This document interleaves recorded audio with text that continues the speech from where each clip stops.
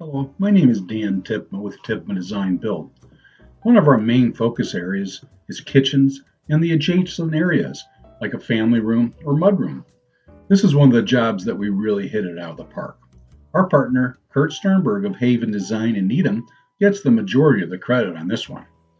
Amanda and Mark Abdella wanted their combined kitchen family room to have more natural light, better storage, and some pizzazz. First off, we worked on more natural light. We widened the sliding glass door and engineered the smallest beam we could so that the transom windows could go all the way to the ceiling. Amanda says that even on a cloudy day, the rooms are filled with light. Kurt also wanted to define the spaces and add texture.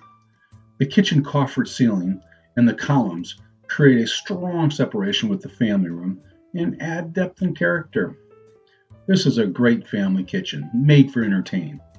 Family and guests have lots of room to sit and stay out of the cook's way. It was nice showing off one of our jobs. Give us a call. We partner with our clients to design spaces that are well thought out and beautiful.